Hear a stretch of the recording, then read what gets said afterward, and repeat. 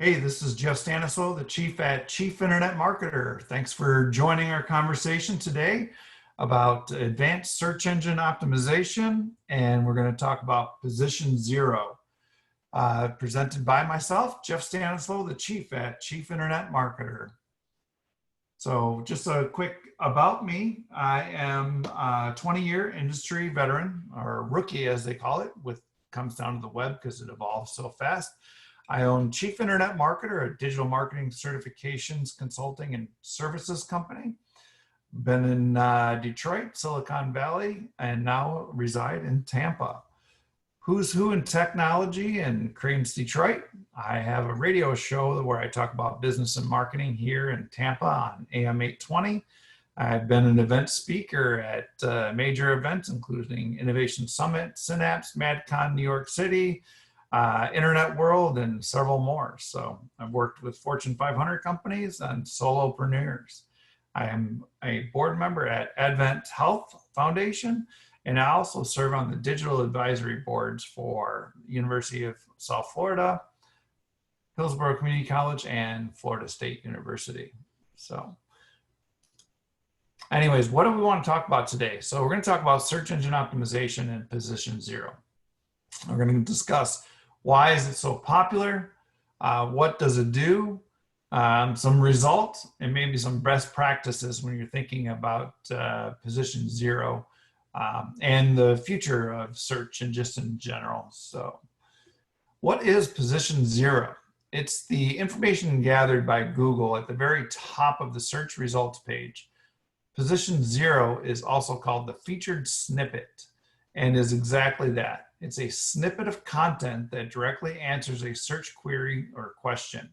Position Zero is placed above the top of the ranking search results page and is displayed differently. So that's kind of its true definition. Snippets have been around for a while. Now they're actually moving up into what they call the featured snippet, and that is the same thing as Position Zero.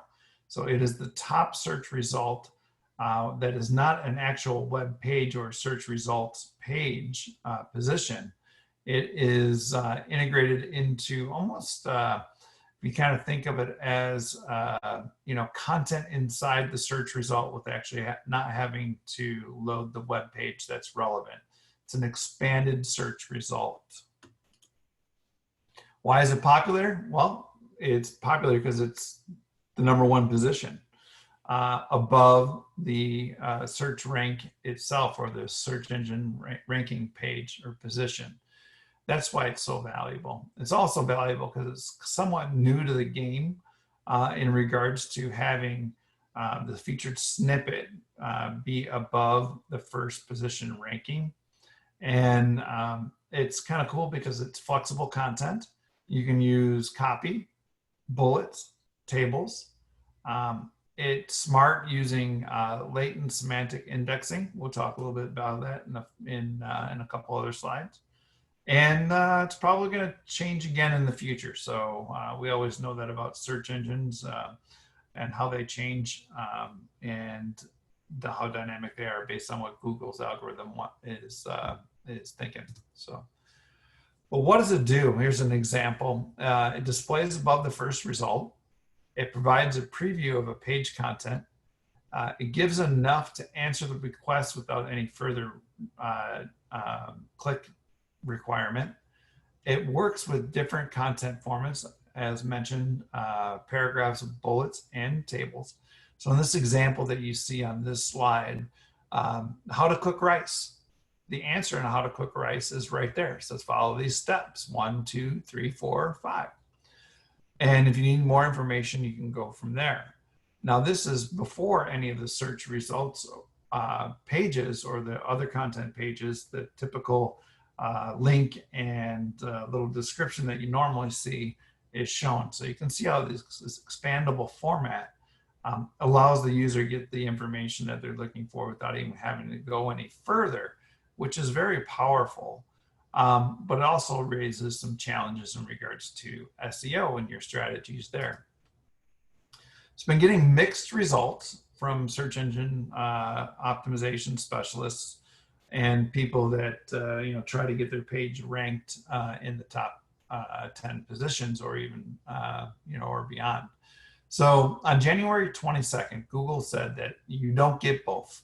This is where the big can of worms got opened. You can't get the first position search result, search SERP, and the snippet.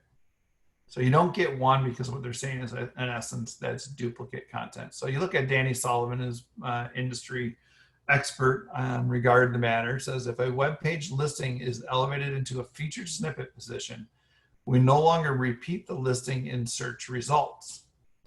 This declutters the results and helps users locate relevant information more easily. Featured snippets count as one of the 10 web page listings shown below. So it's technically the true position 1, even though we call it position 0, because the snippet is not the same as a result. But what they're saying now is you don't get both, so it's technically the true position 1. So a company called 97th Floor did an in-depth analysis in regards to some of the results and some of the mixed things that they're saying, and they reported it to Moz, or Moz, depending on how you want to pronounce it, which is a search engine tool. So long-time snippet winners actually see drops in CTR and traffic. Makes sense to me if you kind of take a look at it, the rice example. If you learned what you needed to know from those 6 steps on how to cook rice, why would you need to click on more information? So the user wins, which in essence is what Google is all about. It's not really trying to, Google is not there for the search engine optimization business behind it. They're in there for the user. So therefore, but just by seeing that search result of the rice example, there's no need to click on the page. You got what you need and you moved on. So it makes sense that you're going to see drop in click-through rates and overall traffic to your website. Sometimes you'll see double snippets where it pulls 2 snippets in the area upon the results of the search query. Double snips for no particular reason, but the first one tanks on the click-through rates, and usually it is because of the usability. So if you see 2 listings and you get some information back, you usually go with what's first or what's second, and in search you're scrolled down, or you move down, or your eyes move down into the second position already. You got the information you want, so usually the course of action would be to click on that as the user requirement or request. So CTR on first snippet actually tanks compared to the second when you're looking at a double snippet result. So easy come, easy go. It's still volatile. It's only been around for kind of a couple months, where the true position 1 is a featured snippet, and they're not actually giving you credit and double basically position in a SERP and a snippet. So they come in and out pretty quickly. The impacts are pretty volatile. You could be in position 3 or 4, 5, and then all of a sudden get a featured snippet, and then you go up, and then the featured snippet goes away, and you're back down to your position, 4, 5, 6, whatever it happens to be. So now what you are seeing is click-through rates kind of below the fold actually increase. And what I attribute that to is a person who is looking at the page, the Google page, in its normalcy, saying, for years, this is how it's looked for me. So what is this featured snippet? I don't know what to do with it, really. I don't know if to trust it. I don't know really what it's about. I'm not going to, look into it too much because it's different. I'm just going to go with what I know for all the years that I've been conditioned to do a search and find a result and click on the result that you think matches best. So naturally, the CTRs below the fold are actually increasing. So there's actually some strategy that people are talking about now is how do you do search engine optimization for position 2 in 3 and 4 versus getting your page ranked with snippets.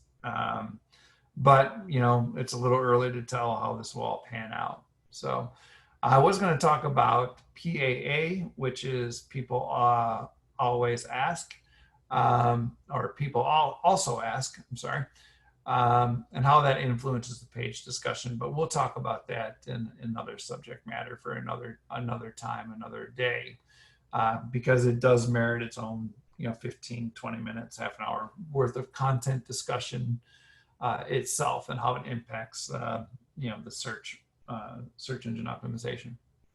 So again, part of this being a mixed bag right now is it's new. Again, the other part I think is user adoption. It's different from what they used to see. Trust it, skip it, what to do with it. So the users used to just the traditional link model. So that's part of the reason why it's such a mixed results. But if you want some best practices to try to get your snippet to position 0 or the true position 1, good content always wins. Clickability matters more than it ever has, and that is for search engine marketers and search engine optimization people, the clickability of it. And then we're seeing that with some of the stuff that we talked about before, where position 2, actually the search or below the fold, is producing better results for clicks than the snippets. Identify the opportunities. Analyze the keywords and where snippet results are. If you're seeing keywords and keyword phrases that you have good content on that don't have snippets, start optimizing for snippets. Back it by, you got to go and then go in depth with your content to get snippets. They're backed by deep and wide content. If it's evergreen content that you're trying to get snippets, probably move on. You're not going to get the breadth and depth that you need to get a snippet when it comes down to something that's topical. Focus on evergreen. Unpack the topic. Like I had mentioned previously, is go deep and wide. Understand that it's not all about keywords, the same keyword being reused, and being very vertical with the content. Go deep and wide with references, relationships, dynamics, synonyms, and more. Remember that context is king when you're thinking about unpacking the topic and going wide. Is you don't need to really worry about stuffing, as LSI really is the focus of, and it handles that for you. So, and snippet bait, concentrate the best of your content to create that rich feature area. Try content, try bullets, try tables. Tables work extremely well if you have data sets that you can show. Like cooking times is an example for rice. Now the rice thing said how to boil rice. Well, that's great, but now you might want to have no cooking times. And if you use a table, you can put temperatures that things will boil at, could be rice, it could be chicken, it could be whatever. Each thing that you're boiling impacts that temperature. So that table is rich of content. Kind of referring back to the example about the rice cooking snippet. Integrate with other good SEO practices, both on page and off. Make sure tags, title, descriptions, links, etc. Off page, use your network or your earned media and owned media capabilities to try to get that page linked and indexed properly and connected. All the other good traditional SEO practices can apply to helping you get your position 0 or featured snippet ranked. Then you have to wait and watch the rankings, see if it starts getting up there above position 5, your keyword phrase. Then you're going to have to start monitoring to see if it becomes a featured snippet and bounces up and down out of there. So anyways, always remember the best practices that Google is not built for search engine folks like us. It is not built for search engine optimization. It is built for users and to find the most relevant results the fastest possible way. So anyways, what you put into the effort is what you'll get out of the effort as well. So the future of search, I mean, obviously it's going to continue to grow, especially when it comes down to the snippet action. We know that queries are going to become more complex. You're going to have a more machine learning and artificial intelligence being added to search. And we know that search queries are more complex than they ever used to be, more dynamic, more situational, more. So it continues to push the envelope in regards to the search results as how users search. You know, we're becoming more accustomed to have our search engine or our queries, no matter the application, understand us more as humans than ever before. Us thinking about how we, you know, use search queries for the computer is kind of moving away to find our best results. It is naturalization is become leaps and bounds in the last few years to where the point is we don't have to think how we structure our search query. We just type and go. So user experience is always relevance, and speed and the content for that search query will always win. So thanks for your time. Again, this is just a brief overview on advanced search engine optimization, talking about position 0 in relative the true position 1 and featured snippets. If you'd like to contact me, Jeff Stanislaw, you can email me, jeff@chiefinternetmarketer.com. Feel free to connect with me on LinkedIn. Just search Jeff Stanislaw. Thanks for your time. Again, this is Jeff Stanislaw, the CEO of Chief Internet Marketer. And remember to always be the chief. Thank you and have a great day.